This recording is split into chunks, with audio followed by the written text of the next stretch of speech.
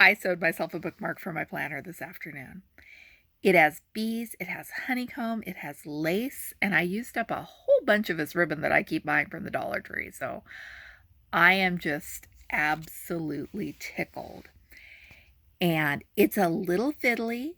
I think I could do better at future attempts, and goodness knows I've got the ribbon to make some future attempts with different colors and designs, but I am really happy with this.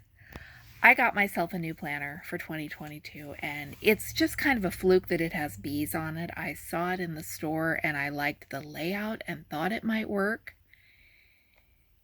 And then I wanted to make accessories for it, but I got myself really intimidated. I knew I wanted bookmarks because it has these cute little tabs, but they're flimsy and they don't actually get me to the page I want to be on. So I made some long ribbon bookmarks. I just cut a length of ribbon and I was fancy and trimmed the edge to make it look like I'd actually done something instead of just cutting lengths of ribbon. And I've been using these for about a week, and they're not a fantastically genius thing, but they do the job and I love them. And I made them extra long so they don't fall out of my book while I'm reading, and when I don't have one in my book, I'm sticking it back in the journal so I can find it when I need it. And I am just ridiculously pleased with this whole thing. But I still wanted a fancy bookmark. If I'm going to keep buying all this lace, I gotta make something with it. So I sewed myself a bookmark. This is all ribbon and lace from the Dollar Tree. I used a scrap of old flour sack for the backing because it was right there by my sewing machine. If you want to be a Dollar Tree purist and make it only with Dollar Tree stuff, you can buy a flour sack dish towel. But if you've got stuff already, use that. I cut strips of ribbon that are about bookmark length. That's 7 or 8 inches. I eyeballed it, and I'm going to piece them together on a piece of white muslin kind of foundation piecing, and I'm going to have the lace just overlap the bees and the honeycomb. In my head, this comes out really pretty. We will see how it works when I haul it over to the sewing machine. I'm using a kind of long stitch here and sewing along just the very, very edge of the ribbon, and I'll go back and do each side.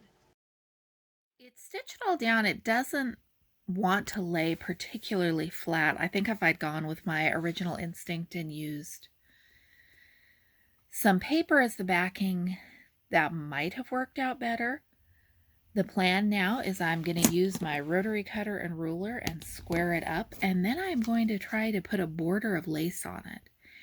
And I'm going to try to border it with mitered corners like I would a quilt. I have laid up nights trying to remember how to miter a binding corner.